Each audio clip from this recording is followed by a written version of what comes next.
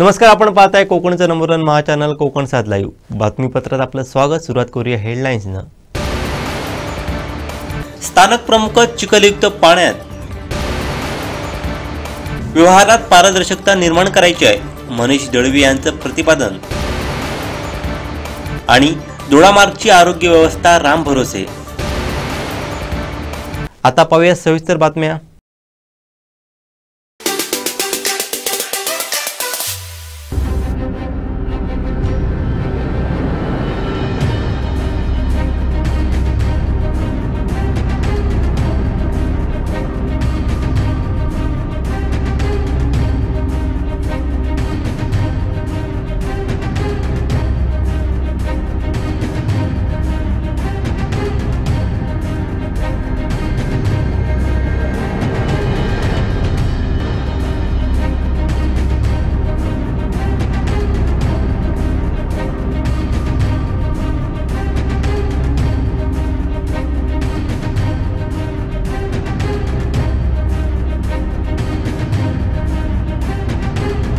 पंढरपूर इथं आषाढी एकादशी निमित्त पायी वारी करत दरवर्षी सिंधुदुर्ग जिल्ह्यातून बहुसंख्य भजनी मंडळ तसंच विठ्ठल भक्त पायी वारीने विठ्ठलाच्या दर्शनाला जातात।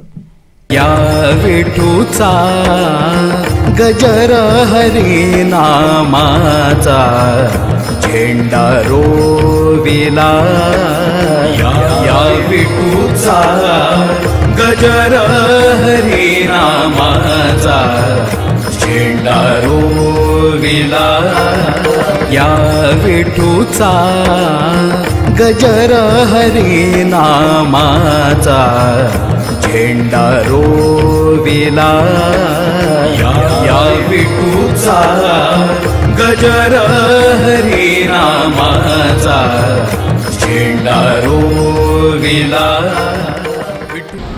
आज 20 वर्ष आम्ही वारी करतो। याच्या योग्य प्रकारे नियोजन असतं नागदेवाडी मित्रमंडळ आणि कणकवली ग्रुपचं। सगळं जेवणाची व्यवस्था, नाश्त्याची व्यवस्था चांगली असते। वातावरण ऊन पाऊस दोन्ही असतो। मिरजेपर्यंत उन्हाचं हे असतं, पावसाळा असतो आणि त्याच्यापुढे थोडा पाऊस कमी असतो, पण सगळ्या वारकऱ्यांची सोय व्यवस्थित होते। कोणालाही कुठचाही त्रास होत नाही, कोणालाही काय खाण्यापिण्याचा वगैरे काय हे होत नाही, कसल्याही प्रकारची अडचण येत नाही आणि कोणालाही कसलेही शारीरिक व्याधी काही होत नाही। हे वारीचं एक वैशिष्ट्य आहे। वारीतला आठवणीतला म्हणजे 1 वर्ष वारीला यायचं आणि आपल्या आरोग्याची बॅटरी चार्ज करून जायचं 1 वर्षासाठी, असं हे आहे। कुठच्याही प्रकारची तुम्हाला वर्षभर शारीरिक व्याधी होणार नाही, मानसिक त्रास होणार नाही आणि एक आत्मिक समाधान मिळतं। मानसिक समाधान ते वेगळ्या प्रकारचं आहे, ते तुम्ही आल्याशिवाय समजणार नाही। प्रत्येकाने वारी अनुभवावी हेच याचं हे आहे। मी आता 20 वर्षापासून वारी करतो। वारीला माझ्याबरोबर पहिले कणकवलीतले बांधकाम व्यावसायिक सुजन कामत वगैरे माझे काका हे सगळे येत होते। आता ते वयोन परत्वे आता ते येत नाही, पण त्यांची मुलं येतात। आता बहुतेक तरुण मुलं आमच्याबरोबर सगळी जॉईन झालेली आहेत। कणकवलीतले कमीत कमी जवळ 30-40 व्यापारी यांची मुलं आणि सगळी मुलं, तरुण मुलं सगळी चांगली मुलं सगळी याच्यात वारीत जॉईन झालेली आहेत। आता पूर्ण वारी करतात आणि चांगले संस्कार त्यांच्यावर या वारीमुळे होतात। कोणत्याही प्रकारची वाईट प्रकारची व्यसनापासून ते दूर होतात, हे वारीचं वैशिष्ट्य आहे। कांदळवन प्रतिष्ठान इको फोक्स व्हेंचर यांच्या वतीने आयोजित आणि मालवण येथील स्वराध्या फाउंडेशन हॉटेल चैतन्य उमंटू यांच्या वतीनं समुद्र संवर्धन विषयावरती जिल्हास्तरीय बालनाट्य स्पर्धा मालवण येथे होणार आहे। नमस्कार। नाट्यकला हे जसं आनंदाचं साधन आहे तसं समाज प्रबोधनाचं देखील साधन आहे। प्रत्येक वेळी एक गोष्ट आनंदासाठी करमणुकीसाठी करावी असं नाही, त्यातलं काही प्रबोधन व्हावं हा पण एक विषय आम्ही मानतो। म्हणून पर्यावरणवादी विषय घेऊन दरवर्षीच्या उपक्रमाप्रमाणे आम्ही ह्याही वर्षी येतो आहोत आणि ह्या वर्षीचा आमचा विषय आहे समुद्र नाही कचरा कुंडी, हे आहे जैवविविधतेचे आगर, प्रदूषित न करण्याचा त्याला करू जागर। अन्न देतो, ऑक्सिजन देतो पाऊस आणि पर्यटनातून रोजगार, तो आहे दाता। आधुनिकीकरणाच्या नावाखाली त्याला त्रास का देता?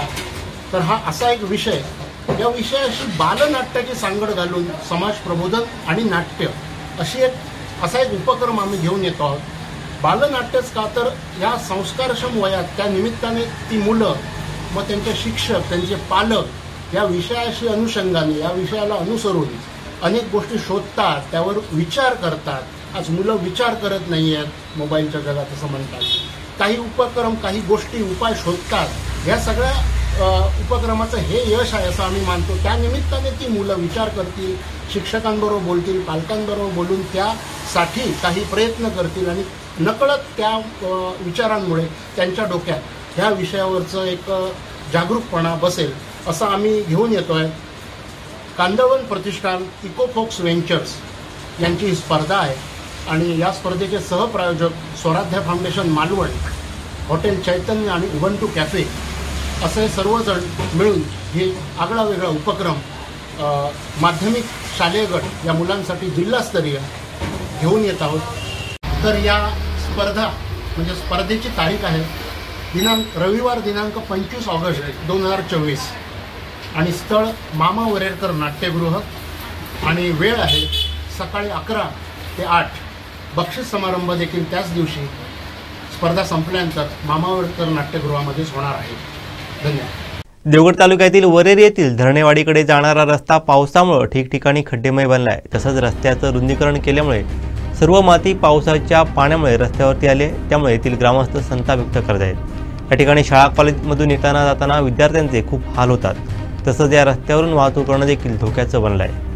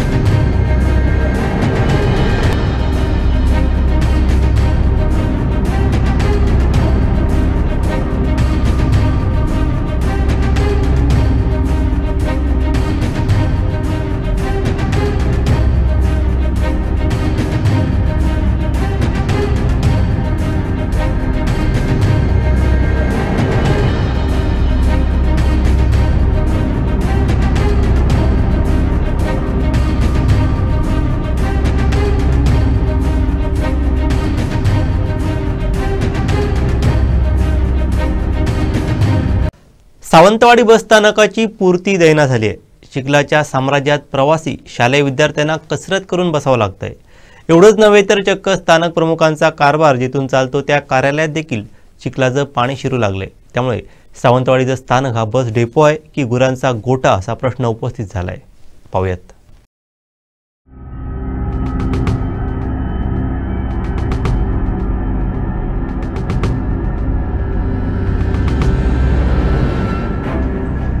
सावंतवाडी बस स्थानक अद्ययावत केलं जाणार होतं। 2018 मध्ये या कामाचा मुहूर्तही झाला होता, परंतु भिजत पडलेल्या या घोंगड्यासह स्थानकही पावसात भिजत पडलंय। येथील रस्त्यावर गेल्या वर्षी मलमपट्टी केलेलं डांबर उखडून रस्तेही खड्डेमय झाले। प्लॅटफॉर्मची इमारत जीर्ण झाली असून पावसाचं पाणी आतमध्ये येत आहे। आवश्यक ती स्वच्छता या ठिकाणी होत नसल्यानं प्लॅटफॉर्ममध्ये बसण्याच्या ठिकाणी चिखलाचं साम्राज्य निर्माण झालंय। यामुळे प्रवासी वर्ग, विद्यार्थी वर्गाला त्रास सहन करावा लागतोय। चिखलयुक्त पाण्यातून वाट काढताना तारेवरची कसरत प्रवाशांना करावी लागते। माजी नगराध्यक्ष बबन साळगावकर यांनी या परिस्थितीवर भाष्य केलंय। बघितलं होतं की गेल्या वर्षी आम्ही ह्या संदर्भात फार मोठं आंदोलन केलं होतं। ह्या आंदोलनाचा अर्थ काय होता की इथले स्थानिक आमदार आहेत, म्हणजे आताचे शिक्षण मंत्री, त्यांनी ह्याच्यावरती लक्ष द्यावं आणि हे काम पूर्ण करावं। गेले 8 वर्ष ह्या एस.टी. स्टँडची परिस्थिती अशीच राहिलेली आहे। याचं कारण की आज बघितल्यानंतर तुम्ही आपले विद्यार्थी असतील, ओरसला जाणारे कर्मचारी असतील, शिक्षक असतील, अक्षरशः मरण यातना ते भोगतायत। तुम्ही बघितली मोठा पाऊस पडल्यानंतर तुम्ही मुद्दाम या ठिकाणी या आणि काय अवस्था असते, तर धो सगळं पाणी इकडनं वाहवत संपूर्ण ह्या मेन रस्त्यावरती येतं आहे. अक्षरशः मुलांचे त्या ठिकाणी हाल होत आहेत. परंतु ह्या वेदना इथल्या स्थानिक आमदार दीपकभाई केसरकर यांना समजलेल्या नाहीत आणि त्यांनी कधी तिथं लक्ष दिलेलं आहे. ते फक्त कोटीचे उड्डाणे उडवत आहेत आणि गप्प बसत आहेत. परंतु सामान्य नागरिकांच्या काम करण्यासाठी ते कायम फेल झालेले आहेत. हे आपल्या भागाचं दुर्दैव म्हणावं लागेल. गेले 15 वर्ष जे लोकप्रतिनिधी म्हणून काम करत आहेत, लोकांनी फार अपेक्षेने पहिल्यांदा त्यांना निवडून दिली, परंतु स्वार्थ आणि स्वार्थाच्या पलीकडे फक्त स्वस्वार्थ याच्या पलीकडे त्यांनी सामान्य जनतेच्या प्रश्नावरती कधीही लक्ष दिलं नाही. याचं मूर्तिमंत उदाहरण म्हणजे एस टी स्टँड आहे. हा जो डेपो आहे तो गेले 8 वर्षामध्ये त्यांनी तिथं कोणत्याही स्वरूपाचा हे खालचं स्टँड तिथं दुर्गंधी पसरलेली, म्हणजे शौचालयामध्ये कोणी जाऊ शकत नाही, तिथं कॅन्टीनमध्ये तुम्ही पाय ठेवू शकत नाही. तिथले प्रवासी आल्यानंतर ज्या सावंतवाडी शहराविषयी जे उद्गार करतायत ते लांछनास्पद असतात. एवढंच या निमित्तानं मी या ठिकाणी सांगितलं. मला आता लोक काय झालं की लोक पैसे घेतात आणि मतदान करत आहेत. हे पहिल्यांदा बदललं पाहिजे आणि पैसे घेऊन जर मतदान केलं तर असेच भोग याही पुढे लोकांना भोगावे लागतील. प्रवाशांच्या गैरसोयी संदर्भात आम्ही पुन्हा एकदा आवाज उठवणार आहोत. मागच्या वेळी 18 जुलैला स्थानिक आमदारांच्या वाढदिनी आम्ही आंदोलन करणार असं सांगितलं होतं. त्यावेळी कुणाच्या जन्मदिनी आंदोलन करू नये असं ते म्हणाले होते. परंतु वर्षभरात स्थानकाची परिस्थिती काही बदललेली नाही. त्यामुळे त्या 18 जुलैला त्याची जाणीव आम्ही करून देणार आहोत असा इशारा बबन साळगावकर यांनी दिलाय. आवाज आम्ही निश्चित उठू. माझ्यासोबत असलेले अनेक नगरसेवक आहेत, अनेक कार्यकर्ते आहेत. यावर्षी केसरकरांच्या वाढदिवसाला आंदोलन करणार म्हणून सांगितलं होतं आणि त्यावेळी कुचित बोलले होते ते की कुणाच्या तरी वाढदिवसाला आंदोलन करू नये. परंतु त्याची जाणीव करून देण्यासाठी 18 जुलै रोजी या डेपो मॅनेजरला आम्ही भेटून ह्या प्रश्नाच्या वरती आवाज उठवू. स्थानकात पोलीस चौकी, हिरकणी कक्ष, कॅन्टीन बद्दल बोलण्याची सोयच उरलेली नाहीये. याबाबत विविध प्रवासी संघटना, राजकीय पदाधिकाऱ्यांकडून आवाज उठवूनही आवश्यक ती खबरदारी घेतली जात नाहीये. आता तर चक्क स्थानक प्रमुखांचा कारभार जेथून चालतो त्या कार्यालयात देखील चिखलयुक्त पाणी शिरलंय.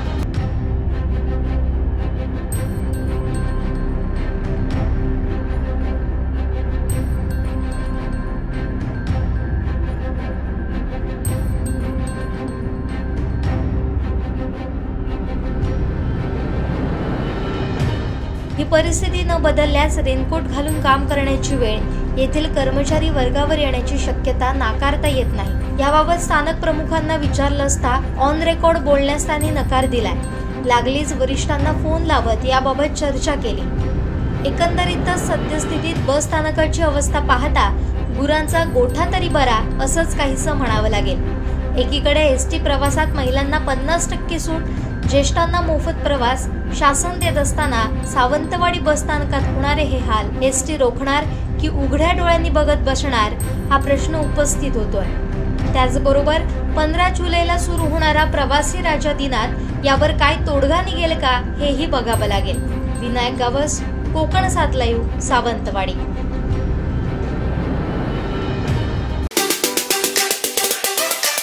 दगडावरची पांढरी रेख म्हणतात तसं आहे. या ठिकाणचे आमदार हे दीपक केसरकरच असणार आहेत आणि सगळ्या बहुसंख्य जनता त्यांच्याबरोबर नेहमीच असते आणि आताही राहणार आहे. आणि जसं म्हणतात ना, दीपकभाईंचं नेतृत्व असं आहे. मी आता गेली नाही म्हटलं तरी 30-35 वर्ष त्यांच्याबरोबर आहे. पण त्यांचं 30 वर्षाचं जे राजकीय आयुष्य आहे त्याच्यात निदान 25 वर्ष तरी त्यांच्याबरोबर आहे. ज्यावेळी असं त्यांना घेरलं जातं ना त्यावेळी त्यांचं नेतृत्व, त्यांच्यातले नेतृत्व गुण लखलखित होतात आणि ते जास्त प्रकर्षाने मोठ्या मताने निवडून येणार. मला हे चांगलं वाटतं आहे की असं होतं आहे ना, ह्या इतिहास असं झालेला आहे. त्यामुळे ह्या गोष्टी व्हाव्यात असं मला मनापासून वाटतं. खरंच सांगतो. आता तुम्ही बघाल ना आणखी 4 महिन्यांनी की हे नेतृत्व मागच्या 2 इलेक्शनमध्ये त्यांनी जे मताधिक्य मिळवलं, 3 इलेक्शन, त्याच्यापेक्षा जास्त मताधिक्याने ते निवडून येणार आणि चांगलं काम करणार. म्हणून आम्ही मागणी ठराव काही करायच्या भानगडीत नाही. आम्हाला माहीत आहे तेच असणार आहे. म्हणून मागणी करण्यानं करू दे, काय प्रॉब्लेम नाही. नाही आहेत ना, तेली आणि केसरकर हे होऊ शकत नाहीत. आणि राणेंचं सुद्धा मला असं वाटतं की तिली कणकवलीमध्ये होते, अशांतता तिकडे होती. आता सावंतवाडी येऊन ते करायला बघतायत. मी सरळ सरळ आरोप करत नाही, सरळ सरळ माझं मत मांडतो आहे. सावंतवाडीची जनता तशी नाही आहे, त्यामुळे हे काय त्यांचं चालणार नाही. ते 2 वेळा सावंतवाडीमध्ये परत सांगायला नको आम्हाला, तो इतिहास आहे, सगळ्या लोकांना माहीत आहे. त्यांनी मागावं निश्चितपणे. त्यांचा काय संबंध आहे सावंतवाडीमध्ये? आणि दीपक केसरकरनी हे केलं नाही, ते केलं नाही, तेलीने काय केलं आहे हे तरी सांगावं ना. केसरकरांचे आणि राणेंचे चांगले संबंध होते. त्या इलेक्शनमध्ये निलेश राणेंच्या पहिल्या खासदारकीच्या इलेक्शनने केसरकर साहेबांनी खूप चांगलं काम केलं, त्याचा फायदा देखील झाला. पण ते संबंध बिघडायला कारणीभूत कोण आहे हे उघड सत्य आहे. पुन्हा ते तेच करायला बघतात. आता ते आता होणार नाहीत, कारण राणेसाहेब समजून चुकलेले आहेत सगळं. राणेसाहेबांनी सुद्धा या मतदारसंघातल्या जे त्यांना मताधिक्य मिळालं त्याबद्दल दीपकभाईंचं खरोखर त्यांनी मनापासून कौतुक केलेलं आहे. पुऱ्या फॅमिलीने केलं. त्यामुळे हे सगळं वस्तुस्थिती सगळ्या जनतेसमोर आहे, लोकांच्या समोर आहे. आणि हे बोलून आम्ही आमची तोंड कशाला खराब करायची म्हणून बोलत नाही. जे काय निकाल येणार ते आम्हाला माहीत आहे. ऐका, लेटेस्ट हे सांगतो, काल षण्मुखानंदमध्ये शनिवारी जी आमची पदाधिकाऱ्यांची हे झाली, आमची बैठक घेतली गेली, म्हणजे मोठं मेळावा टाईप घेतला गेला, सगळ्या पक्षाचे होते. तिथे मुख्यमंत्र्यांनी सांगितलं, फडणवीस साहेबांनी सांगितलं, अक्षरशः तंबी दिली. अजितदादांनी पण सांगितलं, कुठल्याही पदाधिकाऱ्याने कुठल्याही कोणाच्या उमेदवारीची मागणी करता कामा नये. कारण आज आम्ही ज्या स्थितीत आहोत, आम्हाला पुन्हा हे महायुतीचं सरकार आणायचं आहे. तुम्ही खालच्या लेवलवर, जिल्हा पातळीवर, तालुका पातळीवर कोणी कुठल्याही पदाधिकाऱ्याने हे ह्याला उमेदवारी द्या, त्याला उमेदवारी, ह्याची मागणी पद्धत बंद. तर असं ऐकून घेतलं जाणार नाही. तसं कोण करेल तर आम्ही कारवाई करणार. मग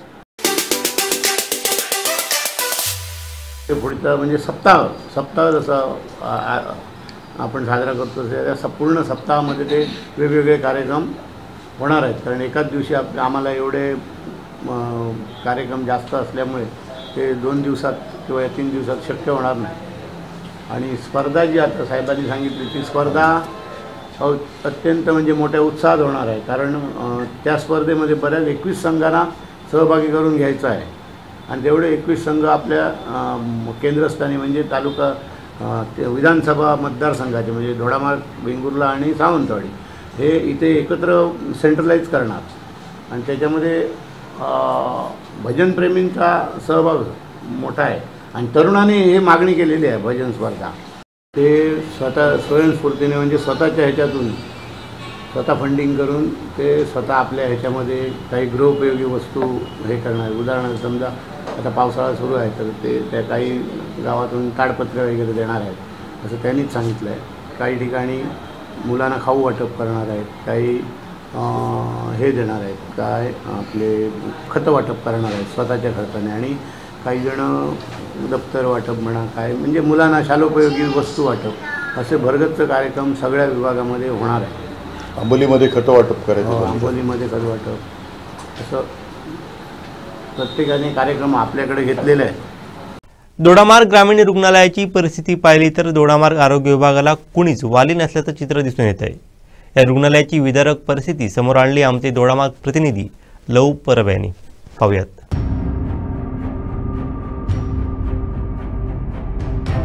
येथील नर्स क्वार्टरला मोठ्या प्रमाणात गळती लागली आहे. औषध साठा स्टोअर रूमलाही गळती लागली आहे. एकंदरीत परिस्थिती पाहता दोडामार्ग आरोग्य विभागाचे 3-13 वाजल्याचं दिसून येत आहे.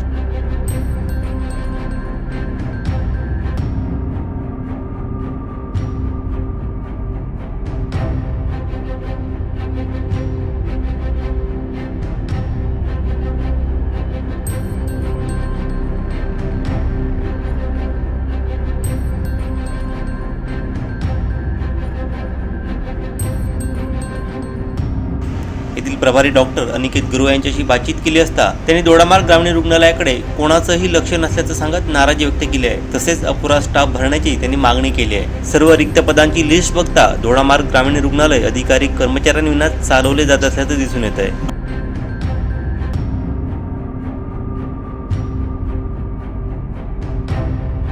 गळतीबाबत सार्वजनिक बांधकाम विभागाला पत्रव्यवहार केलाय. मात्र या सर्व व्यवहाराकडे सार्वजनिक बांधकाम विभाग जाणीवपूर्वक दुर्लक्ष करत असल्याचा आरोप होतोय.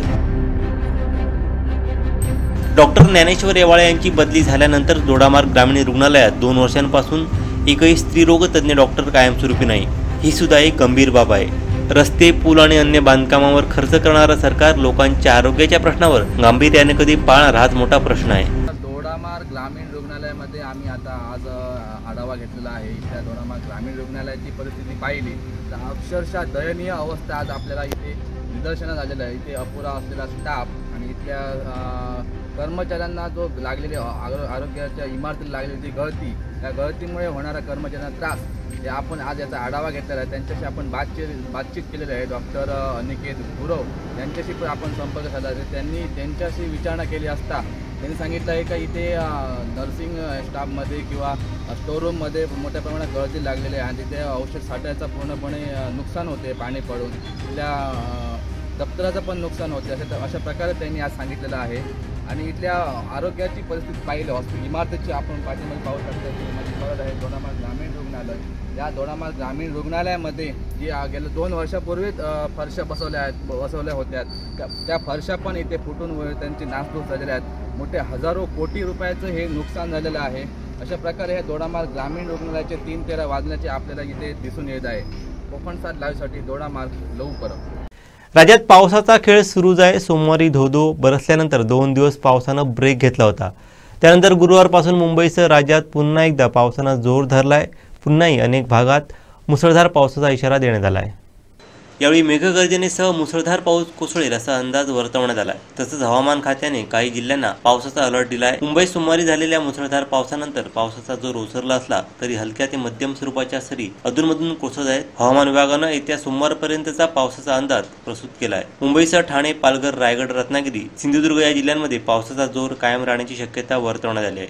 मुंबईला शनिवारसाठी ऑरेंज अलर्ट देण्यात आला असल्यानं आठवडा अखेर पावसाची असणार आहे।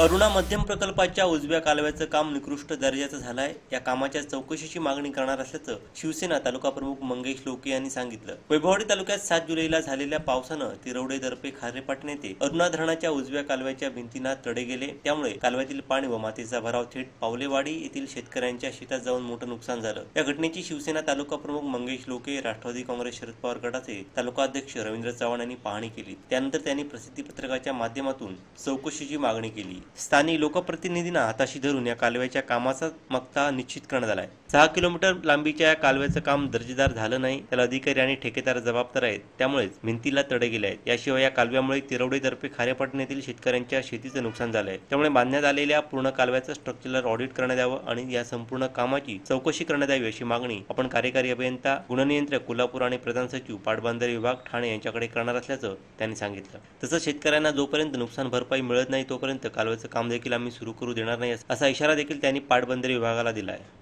विकास संस्थांचं सक्षमीकरण व्हावं, आर्थिक व्यवहारातील पारदर्शकता निर्माण व्हावी यासाठी केंद्र शासनानं विकास संस्था संगणकीकरणाचा उपक्रम हाती घेतला आहे। यासाठी प्रत्येक विकास संस्थेला 3.50 लाखपेक्षा जास्त रक्कम केंद्र शासनाची खर्च होणार आहे। या संगणकीकरणाच्या माध्यमातून सर्व प्रकारच्या समान पद्धतीच्या नोंदी पाहायला मिळतील आणि यामुळे विकास संस्थांमध्ये कोणत्याही प्रकारचा भ्रष्टाचार, अफरातफर पुढच्या काळात होणार नाही। आर्थिक व्यवहारातील पारदर्शकता सभासदांना कळेल, परिणामी सभासद विकास संस्थांवरती विश्वास ठेवून सर्व आर्थिक व्यवहार संस्थेत करू लागतील। म्हणून ही पारदर्शकता आपल्याला निर्माण करायची असल्याचं आवाहन जिल्हा बँक अध्यक्ष मनीष दळवी यांनी वेंगुर्ला येथे केलं। सिंधुदुर्ग जिल्हा बँकेच्या माध्यमातून येथील साई डिलक्स हॉलमध्ये आयोजित करण्यात आलेल्या प्राथमिक विकास सेवा सोसायटी संवाद कार्यक्रमाचं उद्घाटन जिल्हा बँक अध्यक्ष मनीष दळवी यांच्या हस्ते दीप प्रज्वलन करून करण्यात आलं। यावेळी व्यासपीठावरती नाबार्ड जिल्हा प्रबंधक दीपाली माळी, जिल्हा बँक माजी संचालिका प्रज्ञा परब, वेंगुर्ला खरेदी विक्री संघाचे चेअरमन ज्ञानेश्वर केळीजी, सहकार अधिकारी प्रफुल्ल साळगावकर, कर्ज विभाग प्रमुख KB वरक, संगणक संस्था प्रमुख हडकर आदी उपस्थित होते।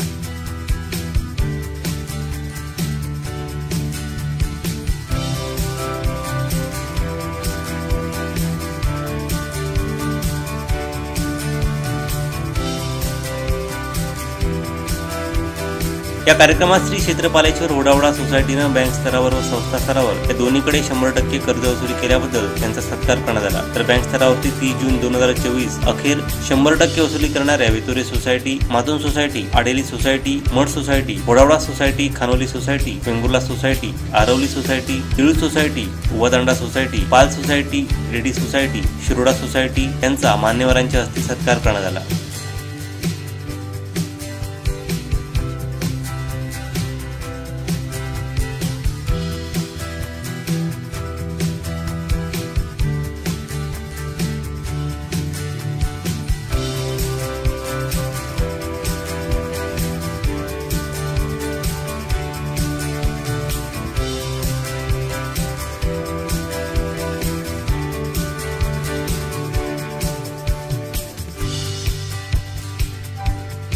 कार्यकारी सहकारी सेवा सोसायटी आणि त्यांच्या माध्यमातून या जिल्ह्यामध्ये जास्तीत जास्त शेतकऱ्यांना वेगवेगळ्या प्रकारच्या सेवा सुविधा मिळाव्यात याच्यासाठी खरं तर आम्ही जिल्हा बँक म्हणून खास आग्रही आहोत। 2 वर्षापूर्वी अशा प्रकारे सगळ्याच तालुक्यांमध्ये आपण विविध कार्यकारी सहकारी सेवा सोसायटींचा चांगल्या कामाचा गौरव केलेला होता। मला आठवत आहे की त्यावेळी या जिल्ह्यामध्ये फक्त 90 विकास सहकारी सेवा सोसायटी होत्या की ज्यांनी बँक स्तरावर 100% कर्जाची परतफेड केलेली होती।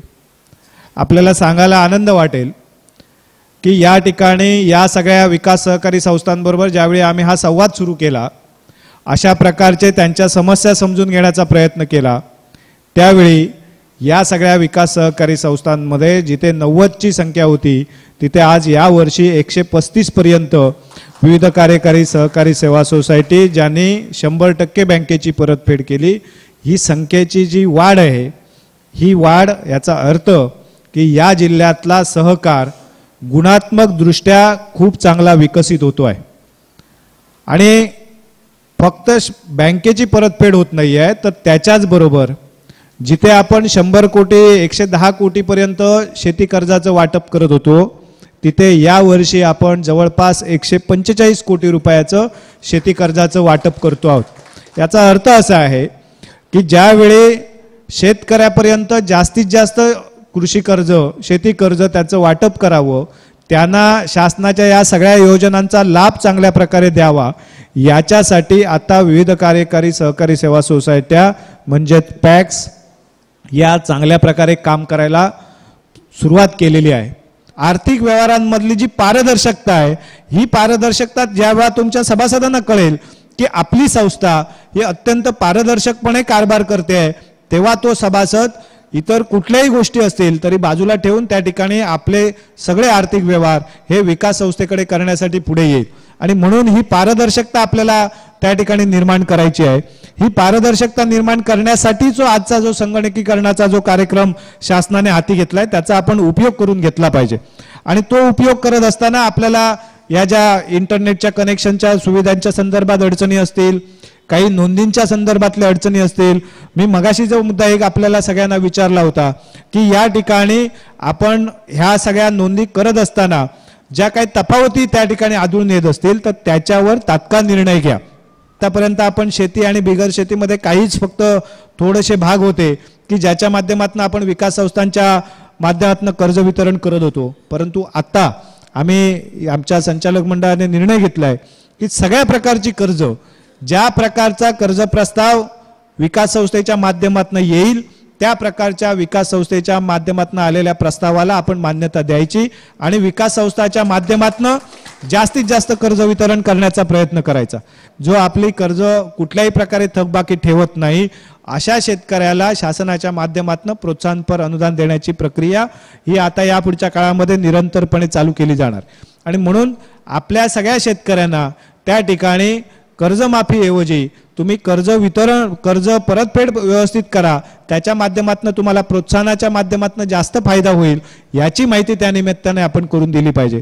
वर्षभराचं हे जे सायकल आहे हे पूर्ण करण्यासाठी पहिल्या टप्प्यामध्ये जून पासून आपण साधारणतः सप्टेंबर पर्यंत खत, सप्टेंबर नंतर भात, त्यानंतरच्या काळामध्ये काजू, त्यानंतरच्या काळामध्ये आंबा, अशा प्रकारची जर प्रक्रिया आपण या सगळ्याच्या माध्यमातून करू शकलो तर शेतकऱ्याला भविष्यामध्ये मग त्याचा नारळ असेल, सुपारी असेल, यासारख्या सुद्धा उत्पन्नाच्या बाबतीमध्ये काही आपण पर्याय शोधू आणि वर्षभर तो शेतकरी आपल्या संस्थेमध्ये येईल, तो आपलं पीक उभं करण्यासाठी तुमच्याकडनं अर्थसहाय्य घेईल आणि त्या पुढच्या काळामध्ये तेच पीक विकण्यासाठी सुद्धा तुमच्याकडे येईल.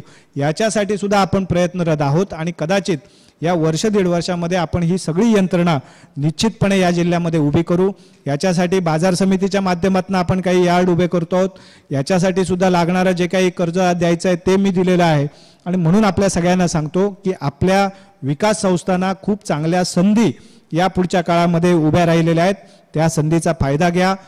तुम्ही खूप चांगलं काम उभारू शकता, तुम्ही खूप चांगलं काम करू शकता, तेवढी ताकद तुमच्यामध्ये आहे आणि त्याच्यासाठी मी तुमच्या पाठीशी आहे. जिल्हा बँकेची सगळी ताकद तुमच्या पाठीशी आम्ही उभी करू, परंतु याच्यासाठी चांगलं काम उभं करा. केंद्र शासन, राज्य शासन, नाबार्ड असेल, ही सगळी यंत्रणा तुम्हाला यासाठी मदत करायला तयार आहे. याचा लाभ घेण्याच्या दृष्टिकोनातून एक सकारात्मक भूमिका आपण सगळ्यांनी घ्यावी. तुमच्या माध्यमातून या वेंगुर्ला तालुक्यात सहकाराच्या माध्यमातून असं आपण काम उभं करू की या पुढच्या काळामध्ये महाराष्ट्रातनं नाही तर इतर राज्यातनं लोक सुद्धा या वेंगुर्ला तालुक्यामध्ये आपलं काम बघण्यासाठी आली पाहिजेत. याच्यासाठी चांगलं काम उभारण्यासाठी आपल्या सगळ्यांना मी शुभेच्छा देतो. आमचे दिवसभरातले सर्व अपडेट्स, ताज्या घडामोडी आणि थेट लाईव्ह पाहण्यासाठी सबस्क्राइब करा, लाईक करा कोकणचं नंबर 1 महा चॅनल कोकण 7 लाईव्हचं YouTube चॅनल. मैं आज सुबह आया, मैं कांग्रेस पार्टी के कार्यालय में मैंने गया, जो लीडरशिप ने मुझे पर्ची दी उस हिसाब से मैंने वोट दिया और हमारी जो कैंडिडेट है स्वर्गीय राजीव सातव साहब की जो बीवी है डॉक्टर प्रज्ञा सातव ताई, वो जीती है. कांग्रेस पार्टी के कार्यकर्ता खुश है. मैं कांग्रेस पार्टी के सारे कार्यकर्ताओं को बधाई देना चाहूंगा कि कांग्रेस पार्टी की जो कैंडिडेट है वो जीत चुकी है. बाकी जो इधर उधर वोट्स हुए उसके बारे में तो सीनियर लीडरशिप ज्यादा कांग्रेस का इंटरनल हालांकि गणित ठीक नहीं था, इसकी वजह से ये सीट्स कम हुआ. देखिए, ये पहले भी हुआ है, पिछली बार भी हमने रिपोर्ट्स आए थे कि कांग्रेस पार्टी के इधर उधर हुए हैं. इस पे मुझे तो नहीं पता, मैं तो काउंटिंग में हूं नहीं, मैं सीनियर लीडरशिप में हूं नहीं कि मैं एलोकेट करता हूं. मगर अगर ऐसा हुआ है तो ये दुर्भाग्यपूर्ण है और हमें सेल्फ रिफ्लेक्ट करना चाहिए कि आमदार क्यों नाराज है और क्यों इधर उधर गए हैं. स्टेट लीडरशिप पे सवाल है, ये स्टेट लीडरशिप, पूरे लीडरशिप पे सवाल है, पूरे लीडरशिप पे सवाल है जी.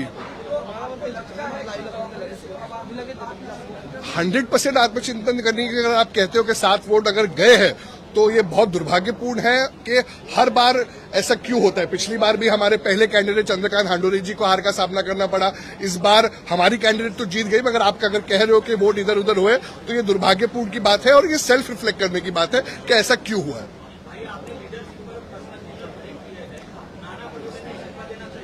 नहीं, मैं किसी भी पर्सनल इंसान को टारगेट नहीं करूंगा, क्योंकि मुझे ऐसा था कि मुझे बुरा लगा कि मुझे कल बुलाया नहीं गया. मगर जब मैं अंदर हाउस में गया तो हर एक लीडर बोल रहा था, अरे हमने कहा था इसको बुलाने उसको बुलाने, तो फिर उनको नहीं बुलाना था. मगर आज जो उन्होंने मुझे कहा मैंने किया. इसके आगे मैं क्या कह सकता हूं. जो पार्टी लीडरशिप बोलेगी वही हम करते हैं. हम तो आम कार्यकर्ता है जी. नहीं, महायुति का क्या था वो तो खुद वो जाने. हमको जो बुलाते हैं हमारे कांग्रेस पार्टी वाले, हम उधर जाते हैं और जो लोग जीते हैं उनको मैं बधाई देना चाहूंगा. इससे आगे क्या. शेवटी ठळक घडामोडी पुन्हा एकदा. स्थानक प्रमुख चिखलयुक्त पाण्यात व्यवहारात पारदर्शकता निर्माण करायची आहे, मनीष दळवी यांचं प्रतिपादन. आणि दोडामार्गची आरोग्य व्यवस्था राम भरोसे. बातमीपत्रात वेळ झाली ते थांबण्याची. पाहत राहा बदलत्या कोकणचा बुलंद आवाज, कोकणचं नंबर 1 महा चॅनल कोकण 7 लाईव्ह. धन्यवाद.